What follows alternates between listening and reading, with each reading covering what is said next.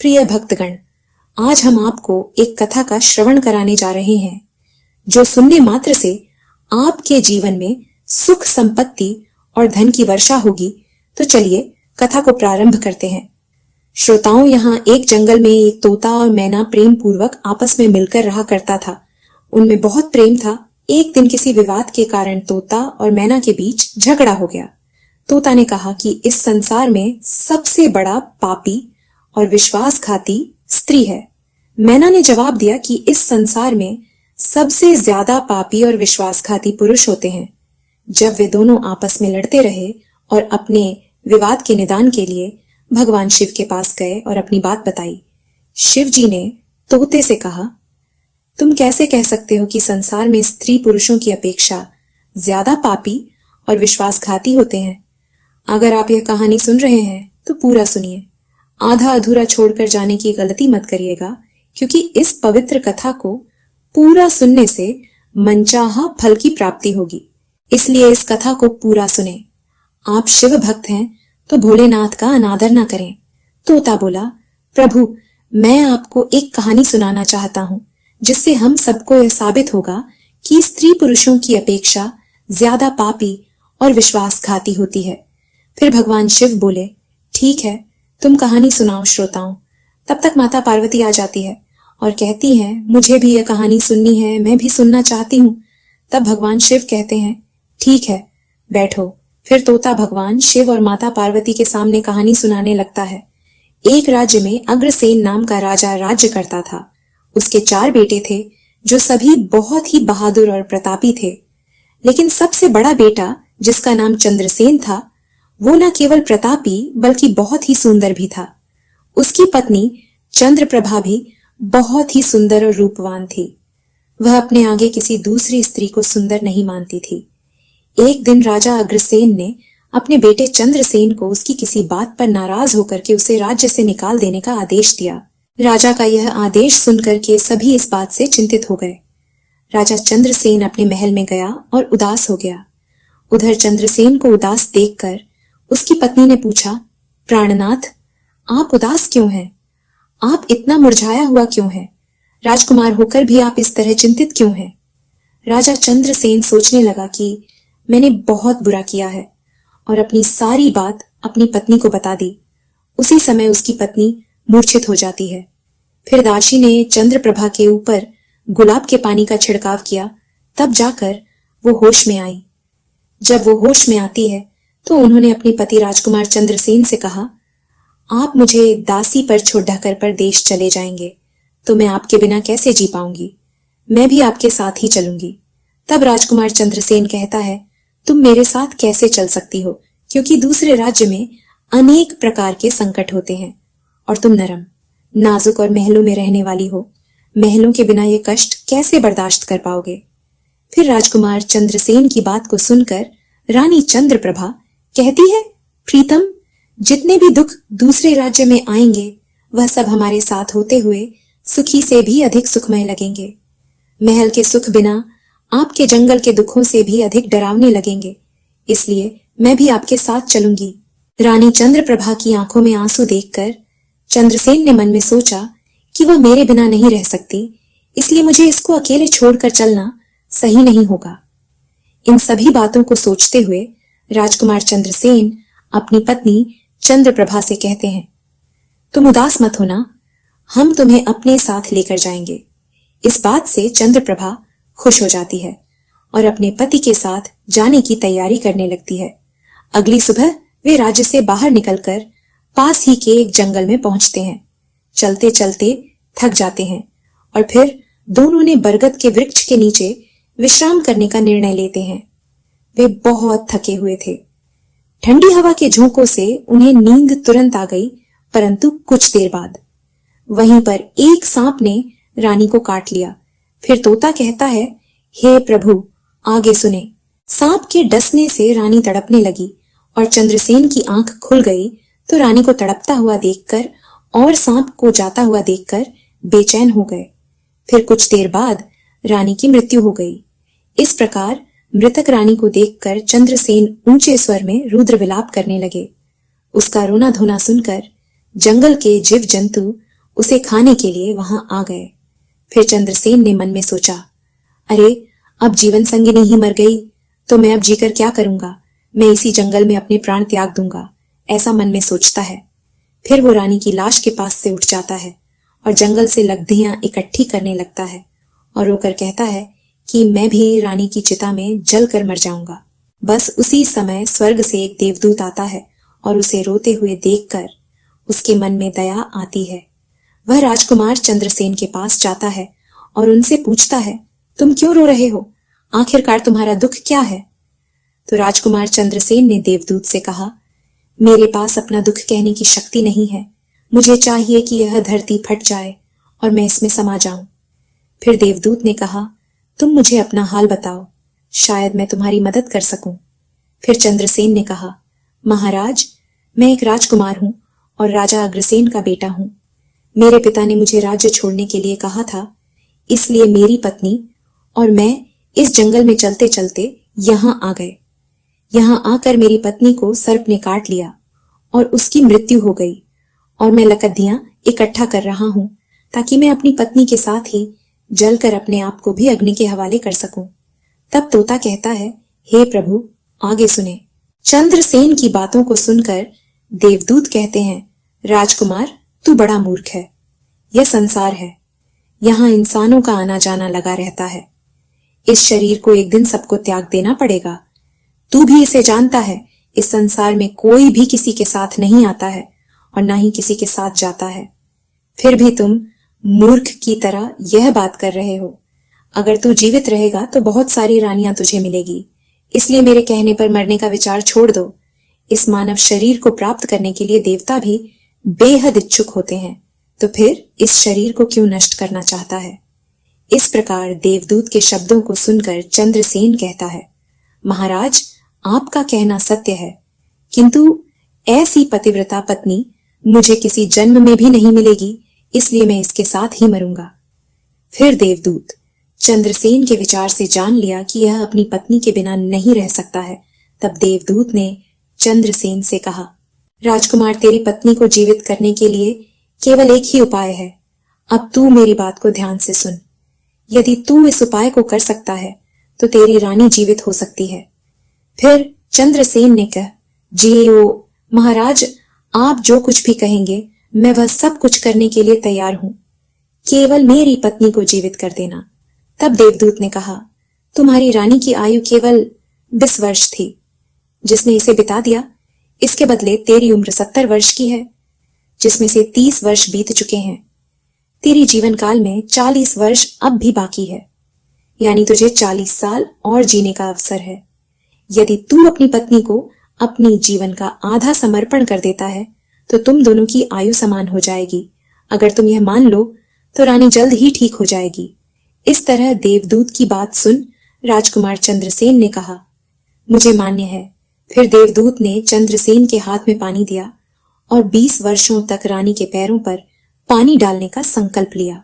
और अब जैसे ही चंद्रसेन ने संकल्प लिया कि वह जल को रानी के पैरों पर डालेगा, देवदूत ने कह दिया, देखो, पानी को पैरों पर डालने से पहले मेरी एक बात को ध्यान से समझ लो। इसमें एक गुप्त रहस्य भी है।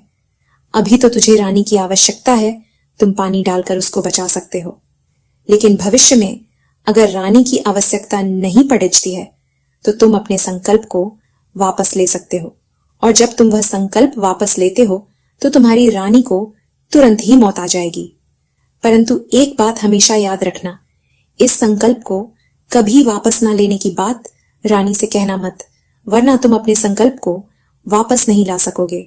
हमेशा याद रखना, जीवन में कुछ बातें हमेशा छिपा कर रखनी चाहिए, क्योंकि कभी कभी ये बातें काम आ सकती हैं। फिर इतना कहकर और उस रानी के सामने आकर वह देवदूत जो थे अंतर ध्यान में चले गए। इतने में रानी जिंदा हो जाती है। तब चंद्रसेन रानी से कहता है, आप सो गई थी, बड्डी थकी हुई थी, इसलिए मैंने तुम्हें नहीं जगाया। इस प्रकार राजकुमार चंद्रसेन ने अपनी रानी से सारी बातें छिपा दी कि सांप ने तुम्हें काट लिया था और तुम मर गई थी। मैंने तुम्हें फिर जीवित कैसे किया है, यह सब राजकुमार ने अपनी पत्नी से छिपा लिया। फिर वह दोनों आगे बढ़ गए। कई दिनों बाद उन्होंने एक बहुत ही सुंदर स्थान देखा। वहां पर एक फकीर की कुटिया थी। जब वहां पहुंचे तो उन्होंने देखा कि एक सुंदर युवक फकीर था। दोनों बहुत ही थके हुए थे, इसलिए वे फकीर के पास जाकर बैठ गए। उसी समय राजकुमार ने रानी से कहा, रानी, हमें प्यास लगी है, हम कुएं में जाकर पानी पीकर आते हैं। अगर तुम भी प्यासी हो तो तुम्हारे लिए भी पानी ले आते हैं। तब राजकुमार की बात को सुनकर रानी ने कहा, मुझे तो प्यास नहीं लगी है, आप जाइए, पानी पीकर फिर वापस आइए। इसके बाद राजकुमार चंद्रसेन एक लंबी रस्सी लेकर कुएं की ओर जा रहे हैं। चंद्रसेन पानी पीने पहुंचे तो राजकुमारी चंद्रप्रभा उस फकीर की ओर देख रही थी। चंद्रप्रभा फकीर की सुंदरता को देखकर उस पर मोहित हो गई, अर्थात वह उसको दिल दे बैठी थी। अब वह फकीर से कह रही है, फकीर साहब, आप यहाँ पर बहुत खुशी से रहते हैं। फकीर बोला, तुम मेरे साथ यहाँ रह सकती हो, लेकिन तुम्हारे पति भी साथ में है, तो कैसे तुमको रख सकते हैं। इसके बाद राजकुमारी चंद्रप्रभा ने फकीर के सामने अपनी प्रेम लीला प्रकट की तो फकीर ने कहा, मैं एक उपाय बताता, तुम अपने पति को जिस कुएं में पानी पीने गया है, तुम उसी कुएं में उन्हें धकेल देना, फिर जो होगा हम देख लेंगे। फिर तो फकीर की बात सुनकर के चंद्रप्रभा ने कहा, ठीक है, मैं ऐसा ही करूंगी। अब इतनी ही देर में राजकुमार चंद्रसेन पानी पीकर रानी के पास आया तो रानी कहने लगी, मुझे भी अब प्यास लग रही है, कुएं पर वापस चल करके मुझे भी पानी पिलाओ। तो राजकुमार बोला, मैंने तुमसे पहले ही पूछा था और तुमने मना कर दिया था। खैर, अगर तुमको प्यास लगी है तो मैं अभी पानी लेकर आता हूं। जब राजा पानी लेने चला तो रानी भी उसके साथ चल दी और कहने लगी, मैं भी तुम्हारे साथ चलती हूँ। बेचारा चंद्रसेन तो उसके प्रेम में पागल था।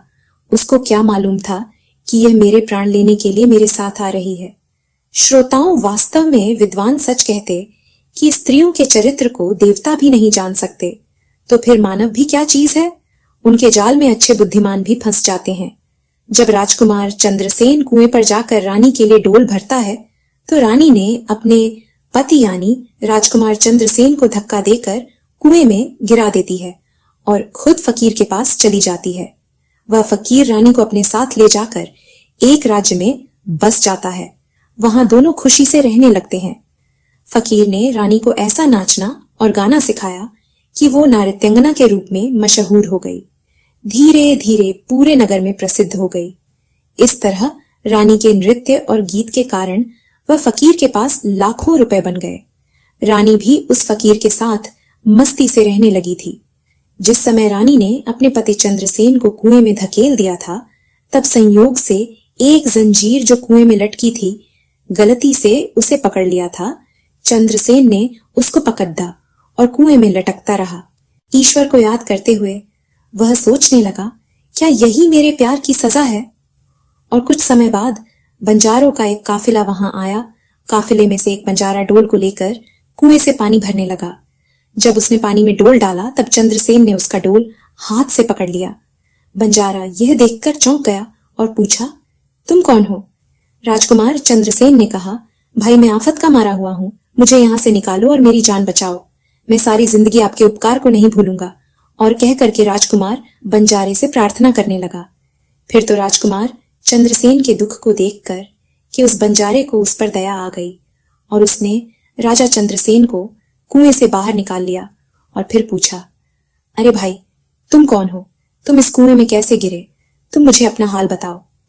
तब चंद्रसेन ने कहा, भाई मैं अपना हाल आपसे कैसे कहूं, जो मुश्किलें मेरे साथ हुई हैं। भगवान ना करे किसी के साथ ऐसा हो।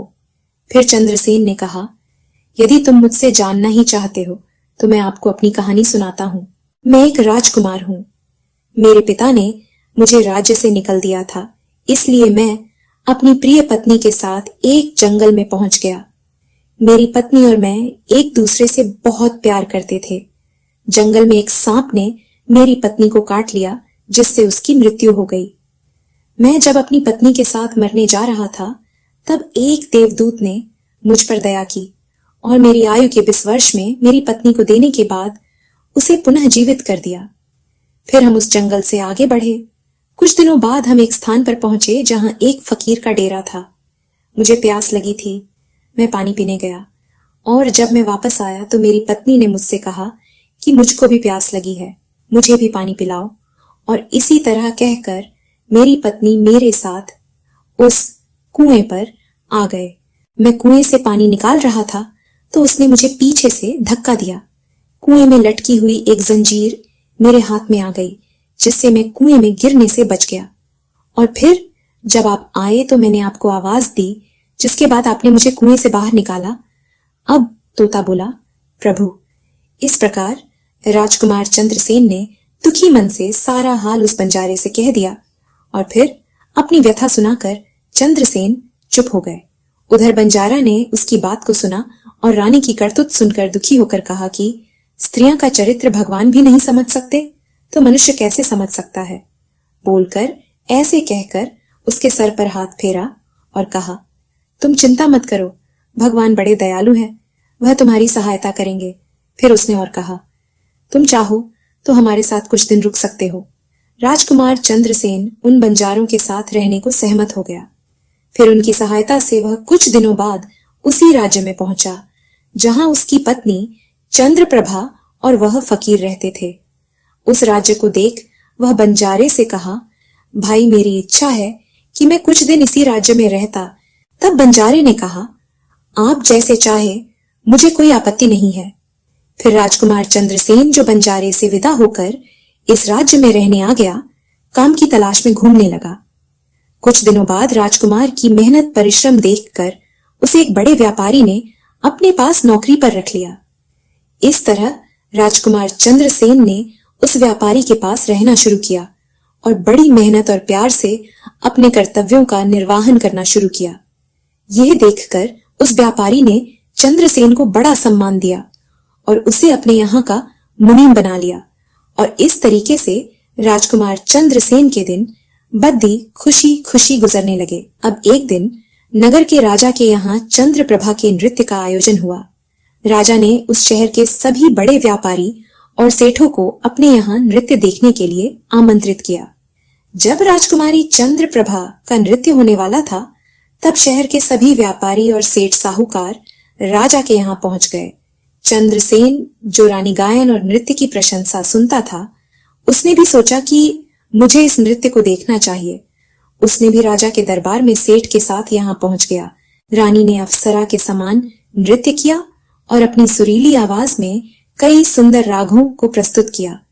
उनके गाने को सुनकर महफिल के सभी लोग आश्चर्य में आ गए और सभी बहुत सारे इनाम दिए।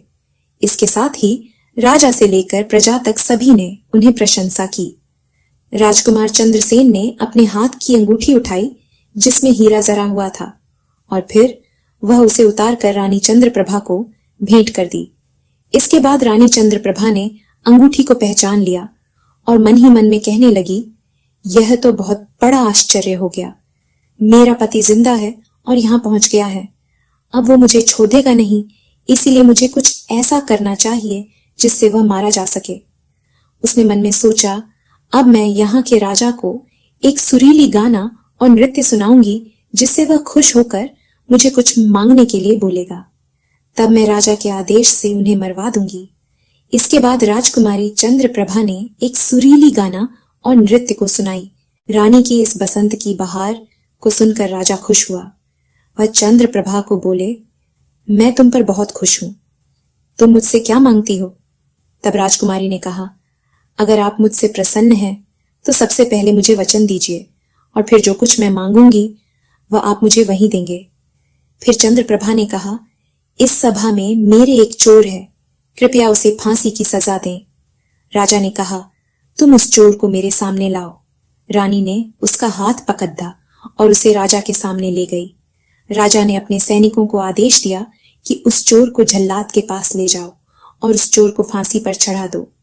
इसी बीच चंद्रसेन का सेठ भी वहां पहुंचा।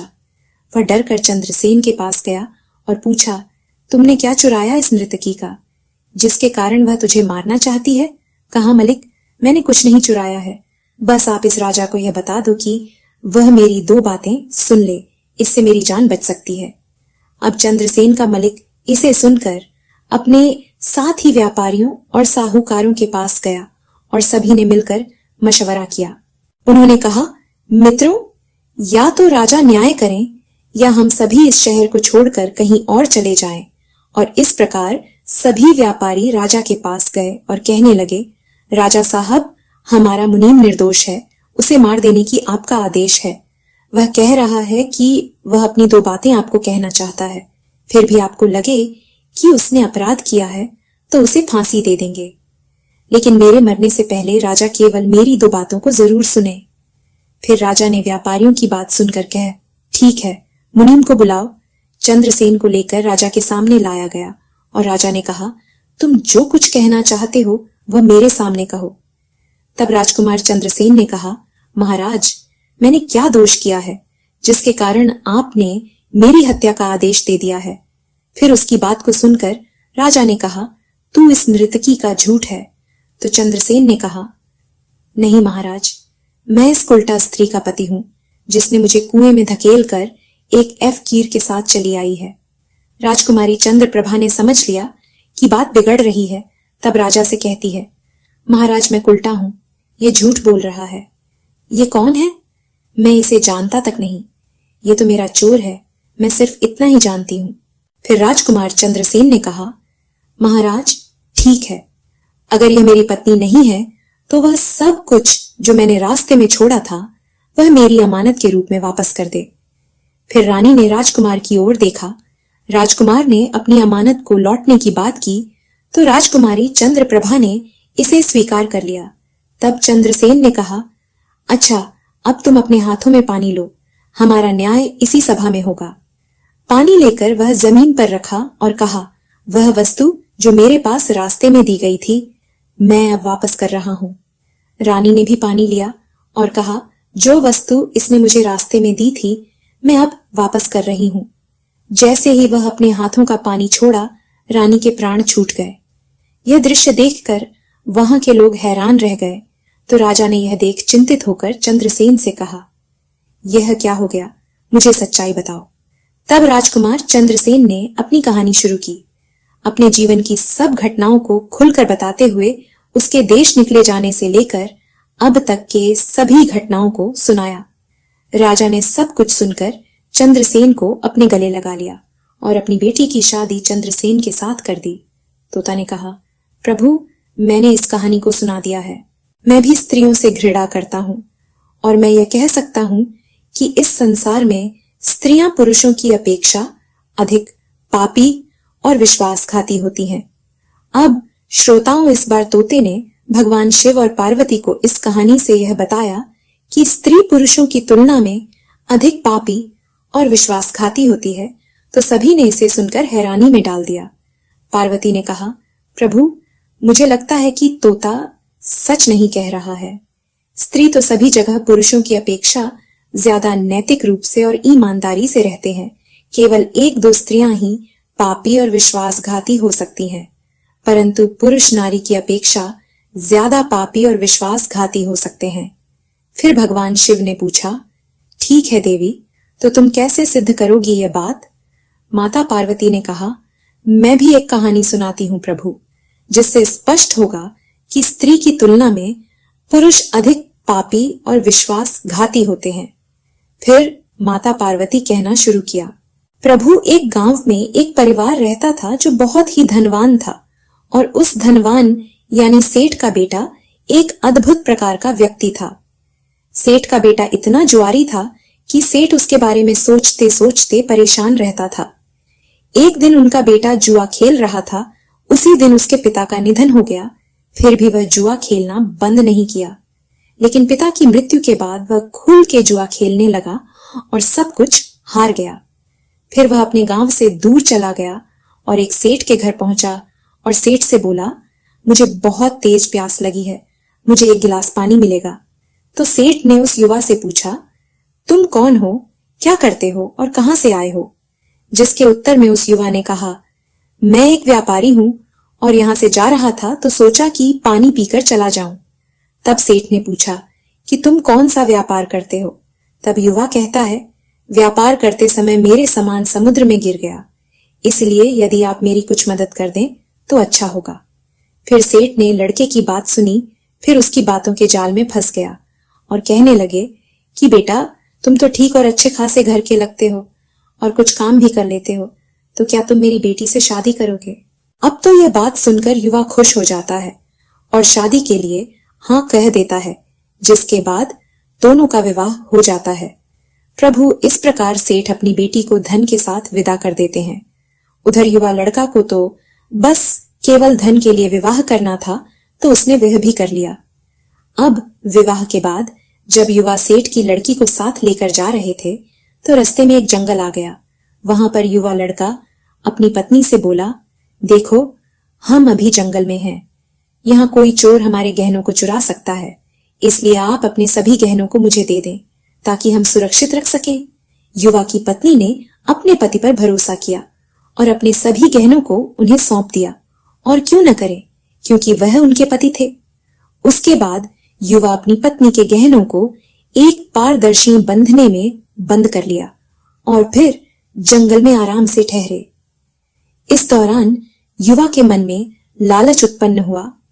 उधर उनकी पत्नी के साथ जाने वाली एक दासी भी थी, जिसे सेठ ने अपनी लड़की के साथ भेजा था। युवा ने फिर उस दासी को मार डाला। फिर उसने अपनी पत्नी को कुएं में गिरा दिया और मन में यह विचार किया कि मैं इसके साथ में सिर्फ पैसों के लिए शादी की थी, मुझे पैसे मिल गए, और उसने सोचा कि वह पानी में डूबकर मर जाएगी। इस तरह सोचकर वह युवा वहां से चला गया, लेकिन उसकी पत्नी नहीं मरी और वह कुएं से बाहर निकलने के लिए आवाज देती रही। कुएं के पास से एक आदमी गुजर रहा था और जब उसने किसी महिला की आवाज सुनी तो वह उस महिला को कुएं से बाहर निकाल लिया।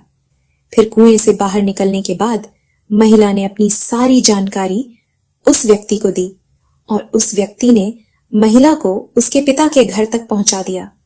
अब जब महिला पिता के घर पहुंची तो उसके पिता ने पूछा, तुम्हारे साथ क्या हुआ? महिला ने कहा, पिताजी, जंगल में कुछ चोरों ने हम पर हमला किया था और दासी को मार दिया, मुझे कुएं में धकेल दिया और पति के बारे में कुछ पता नहीं है। बेटी की बातें सुनकर सेठ जी ने कहा, कोई बात नहीं, भगवान सब ठीक करेंगे। अब मैं यह कहती हूं कि प्रभु इस दुनिया में स्त्री और पुरुष दोनों ही विश्वासघाती और पापी हो सकते हैं। अब आपके हाथ में न्याय का फैसला है। मैंने भी आपको एक कहानी सुनाई है और तोते ने भी आपको एक कहानी सुनाई है।